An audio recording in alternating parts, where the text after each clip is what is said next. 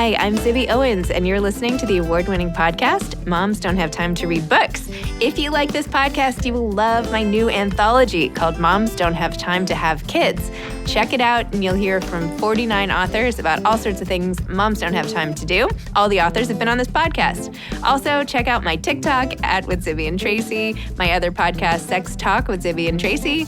Check out Moms Don't Have Time to Write on Medium. And of course, my new publishing company called Zibby Books. And now back to our daily author interview site and a quick hello from some of my kids. Hi. Hi. Hello. Enjoy the show. If you like this podcast, you will love my new anthology called Moms Don't Have Time to Have Kids. Here's a little snippet by one of the authors from the anthology. My name is Jean McCulloch, and I'm thrilled and honored to have contributed to Moms Don't Have Time to Have Kids.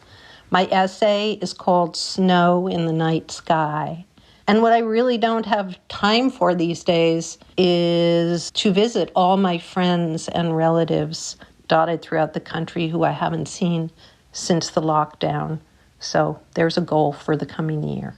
Kate MacDougall is the author of London's #1 dog walking agency, a memoir. Kate is a writer and journalist who now lives in rural Oxfordshire with her family. She writes features for publications including Country Life, The Telegraph, Horse and Hound, Homes and Antiques, while also wrangling 3 small children and 2 disobedient dogs. Welcome, Kate. Thank you so much for coming on Moms Don't Have Time to Read Books to discuss London's #1 dog walking agency, a memoir. Oh, thanks for having me, Zibby. Hi. Can you please tell everybody what this book is about, how this really happened, all of this amazing stuff that you talk about in the book? But give us a synopsis to start. Yeah, of course. So it's a memoir. It's the story of the years that I ran a dog walking company in London, which was an unplanned career move. I was working at Sotheby's in the furniture department, selling antiques, also not really knowing what I was doing there. I was very clumsy and I kept dropping things. And I decided that actually I probably needed a change. And around the same time, I happened to meet somebody in the park, in Hyde Park, which is one of London's biggest parks. And they were walking a dog and they said, oh, this is my job. This is what I'm doing. And it wasn't really a thing in London then at all. People didn't do that as a job. I know it's, been around in New York and America for a lot longer. But we were the British are a bit funny about having other people walk dogs for a long time. So I thought, well, I can do that. I had dogs growing up. And so I set up a website, and before I knew it, I had my first client, and I thought, oh my God, I've got to do this now for real. So I left my office job and I started out walking dogs, not having a clue what I was doing. So the book kind of charts that journey from starting out to, in the end, when I hand over the business and leave London. And during that time, there's marriage and kids. And so, it's a real journey. So amazing. It was so funny at the start when you were telling everybody that you were leaving work and everyone's like, dogs? Why are you going to work with dogs? I mean, it's just so funny when people leave their traditional. Yeah, no, absolutely. Particularly my mother, who was horrified by the whole thing because working for Sotheby's sounds all, exciting. And it was a great place to work. It was fascinating, but it just wasn't for me. And when I told everybody I'd be walking dogs for a job, they just thought I was completely insane. And actually, they were probably right because I really didn't know what I was doing. And as the book details, it's a lot more to do with the owners than it is with the dogs, really, because they're the tricky ones. That's very true. And of course, it also, talks, as you mentioned, about your own relationships and even, what it was like sort of getting buy-in from your boyfriend at the time about doing this job and dragging a hungover guy on the train to, having to deal with a hyperactive dog in the park and all the time. I was like, oh my gosh, I can't imagine this whole thing. He's such a hero. He is still my husband. He's upstairs bathing our children. Yeah, he really didn't like dogs to start with at all, which I think he thought was okay. He thought, well, it's not really going to affect me what she's doing for a job. And then before he knew it, he was actually involved with walking some of the dogs himself. If I got stuck and I didn't have anybody to walk a dog, he would go in his suit in his lunch break to pick up dogs all across London, which he really did not sign up for. And then we got our own dog, which I talk a lot about in the book. And she's called Mabel and she's still alive. She's 13 now. And yeah, he completely fell in love with her. And from that, now he's a big dog fan, luckily. And we have 2 dogs now. So yeah, I think I converted him. I also had a dog named Mabel, by the way, a long time ago. Oh, no way. Oh, it's a great dog name. She was a bulldog. Very good. I thought it was very fitting. Oh, love it. Yes. Yeah, he's an amazing husband. He deserves lots of prizes. Oh, well, it's such a great story and it's just so heartfelt. And you have such a sense of humor the way you talk about everything. And it's like such a pleasure to read it and experience life sort of through your eyes and how it was at the time. And anyway, it's just really sort of heartwarming. Thank you. Thank you. So what was it like, this experience for you writing the book? Did you know you wanted to, was this like in the back of your head the whole time? Yeah, I really think it was. I think from pretty much the first dog, when you sort of walk into these people's houses and you get this little glimpse into all these other people's lives, which was such a privilege and also just so fascinating. And I think human beings, we end up kind of comparing ourselves with other people all the time. And yeah, there was just so many stories and so many characters that would have just been criminal not to write it down. And I've always written when I was younger and just loved it. But I worked on it on and off for a number of years. It wasn't something I just sat down and wrote. It was bits and bobs here and there, along with having children and doing other things. And I think then I got to the point where I was just annoyed with myself and not having finished it. And that was kind of really the drive that got me to do the final draft. So is it the kind of thing, did you end up liking it? What did you say? Bips and bobs. That's such a funny way to say it. Bits and bobs. I love that. No, it's so cute. I love that. That sounds like it should be like a cute little shop or something. Bits and bobs. Yeah, I'm sure there is one so called that somewhere. Yes, no, I did at the end. I think you get to the point where you think this sounds like me and this sounds like my voice and this sounds true to the experience. And it's got the right feel to it. And I wanted it to be sort of heartwarming and funny and just full of amusing stories and characters. And I think hopefully that came across. Absolutely. So would you do it again, though? Do you have another book? Like, is this the kind of thing where you're like, okay, I got through it and, here it is and it must feel so rewarding? Or how does it feel now that it's out? And would you want to do it again? Oh, it's amazing to have it out. It was a very strange experience because the book was bought by a UK publisher and the US publisher in very quick succession, but all during the first lockdown here. And I was trying to homeschool my children, and it was this really surreal experience. I didn't actually meet anybody for months and months and months, and then only got to meet my editor really briefly once in person because we just weren't allowed to, and restrictions. And I think, that was my only experience of having a book published. So it was fine for me, but I think, everyone was saying, well, this is really unusual because it doesn't normally happen like this. And usually we'd get to meet you more. But actually it was a really lovely distraction from what was going on in the world. Yeah, I'm actually writing a novel at the minute, which I'm really, really enjoying. But I think because the first book took me a long time, over a number of years, and I've got a year to write this one, actually, you realize it's such a lot of work, and having it condensed in a short space of time has definitely got its advantages, but also its disadvantages, because I feel up against my deadline quite a lot at the minute.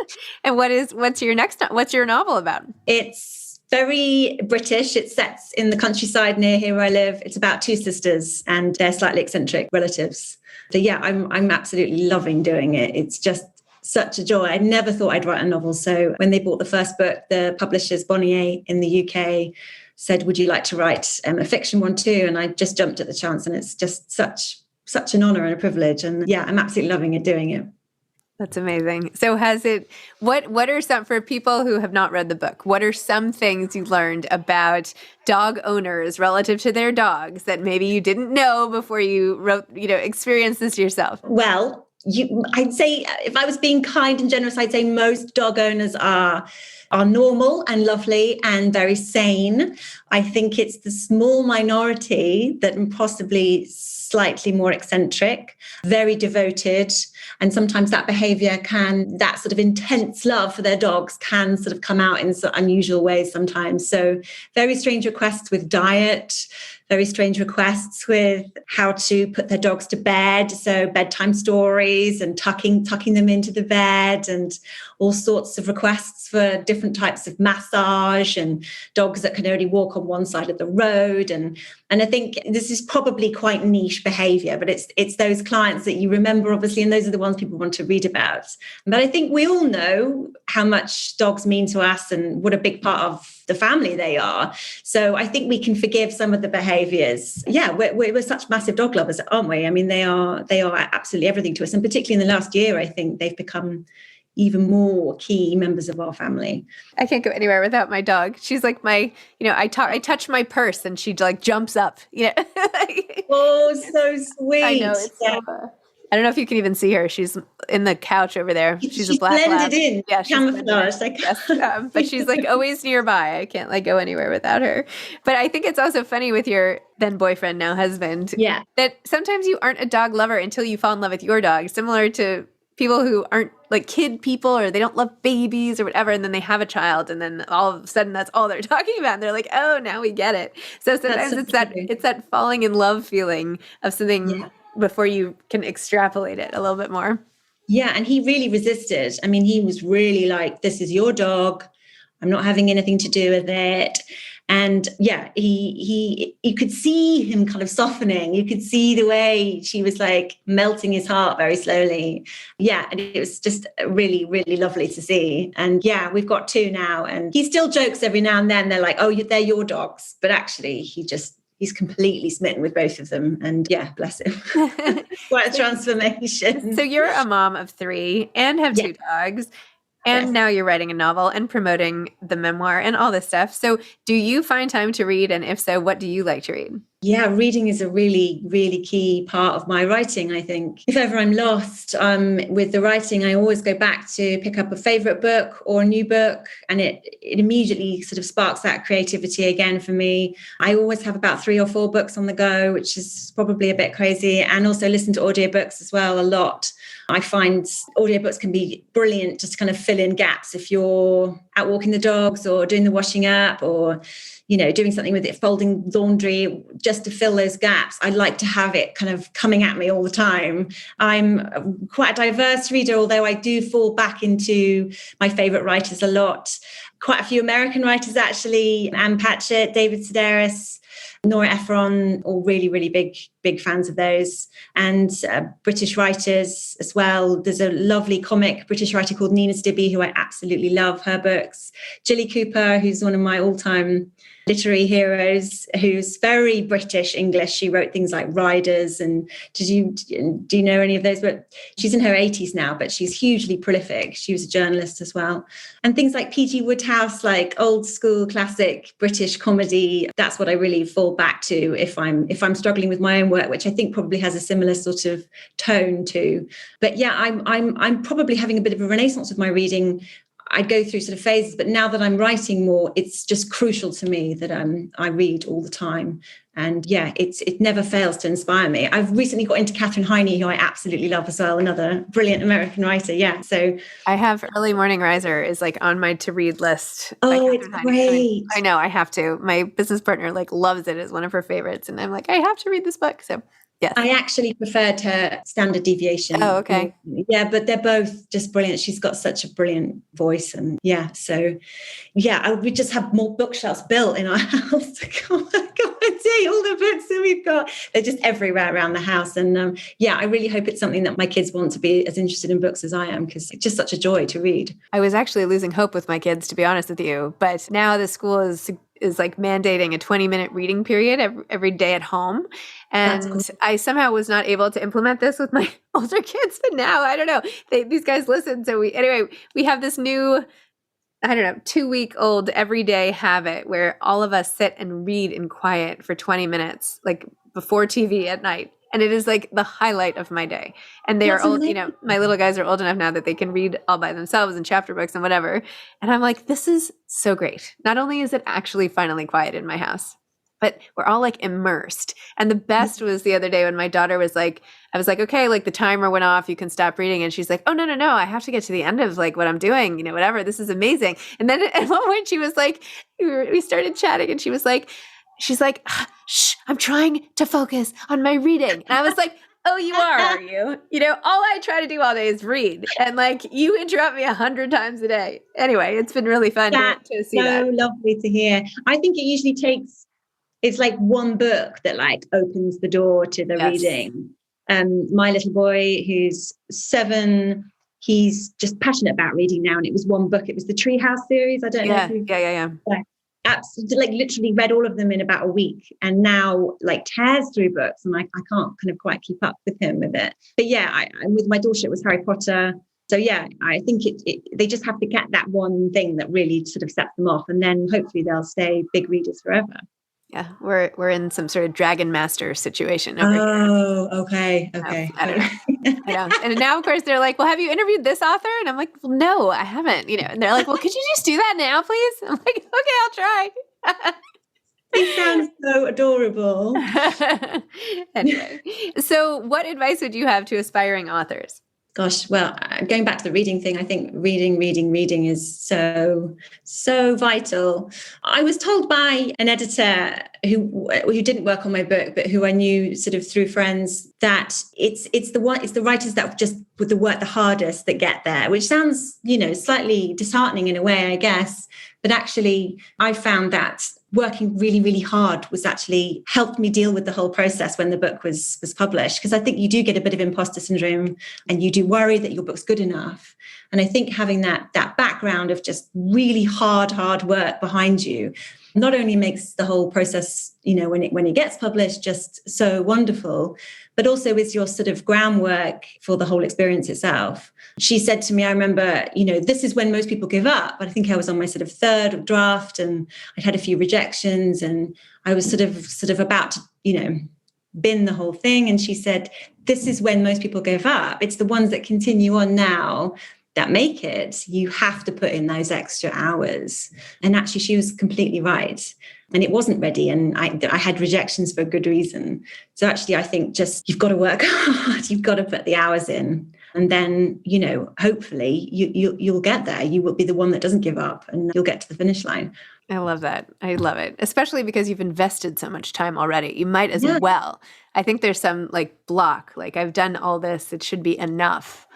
And then that last little bit, you know, you just can't, I don't know. You have to get, anyway, I love your motivation to sort of get past that point. Yeah, I really think it does. I mean, and I think it has really helped me when I've had those moments of thinking, oh, is it not? It's not good, even though, you know, well, does anyone like it? And you still have doubts the whole way through. Getting it published does not mean that you don't have those doubts anymore. They're there. They're just about different things. And I think, you know, having, as I said, that like real backing of you've put those hours in, you deserve to be there, actually really helps, because it's a daunting process. And, you know, getting reviews and seeing your book on the shelves and stuff is fantastic, but it's, you know, you do have those insecurities. And I think having those hours and hours of work behind you actually really does help you through it. Amazing. Wow. Well, Kate, thank you so much. Thanks for sharing your hilarious and amazing story with us in such a great way. I love your writing style and all of that. So what fun. And thanks for skipping bath time to do this conversation tonight. So thank you. Anytime I can skip bath time. It's amazing. No, we can do this again tomorrow if you want. I could call you at the same time. Yeah, exactly. Yeah, every night. A regular appearance. So nice to chat to you, Zibby. Nice to talk to you too. Bye-bye. Take care. Bye. Okay, bye-bye. Bye. Thanks for listening to this episode of Moms Don't Have Time to Read Books. Don't forget to follow me on Instagram at Zibby Owens and at Moms Don't Have Time to Read Books. Also sign up for my newsletter at zibbyowens.com and sign up for my virtual book club and meet lots of authors on Zoom every other week. Thanks so much to Steve and Ryan at Texture Sound for the sound editing. And thank you to Morning Moon Productions for providing this fantastic intro and outro music.